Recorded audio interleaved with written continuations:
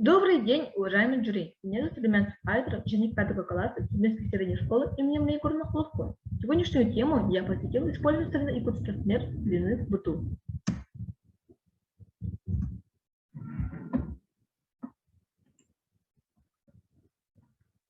В повседневной жизни мы сталкиваемся с систематическими вычислениями ежедневно.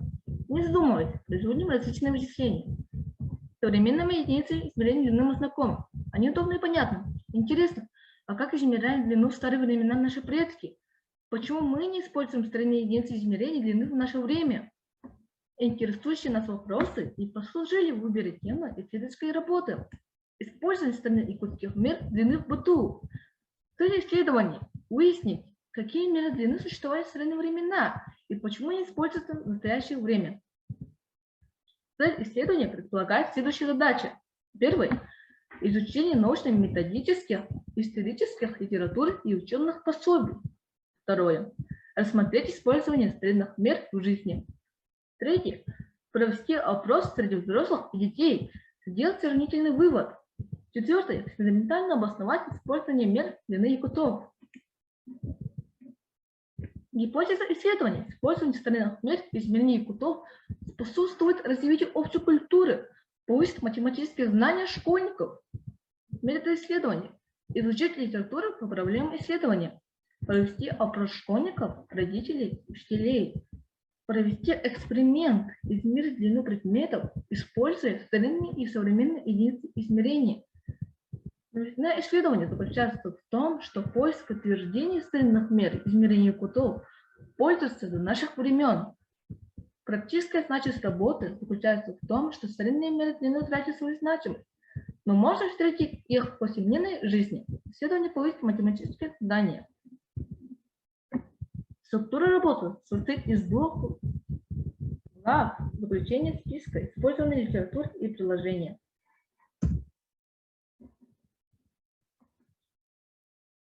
Якуты имеют свои представления об окружающей среде, единицах измерения, времени и пространстве. Они основывались на собственном опыте, наблюдениях за природой, в ежедневных предках нет, у предков были свои меры измерения. Мерили предметы, определяют жизнь животных, измерения на охоте, в быту, хозяйстве, приспособлением хозяйственных работ. Наши меры измерения похожи с тюркскими мерами, как доказали ученые.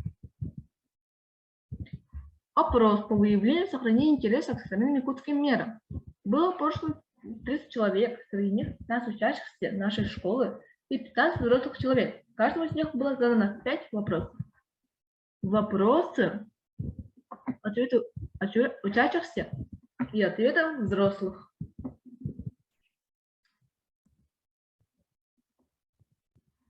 Вывод: и учащиеся, и взрослые считают, что в современной жизни необходимо станет старинных мер длины.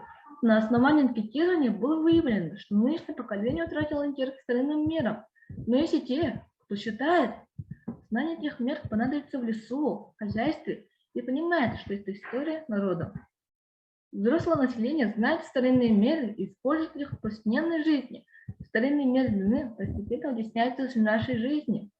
Молодые люди называют старинные меры длины, но затрудняются в определении их значения. Для исследования эксперимента сделали следующий алгоритм действий: использование якутских мер в моей семье, систематизация и обобщение данных, анализ и интерпретация. Мы дома пользуемся такими мерами измерения: тутум, атыл, харыс, кобак хола, мугурсю, усили. Мы провели замер среди учащихся и взрослых. Данные выразили через современные единицы измерения и делать сравнительный анализ полученных данных. По результатам замера мы создали таблицу. Убедились в том, что якутские старинные меры не дают точного результата. Для эксперимента использовали линейку, метровку.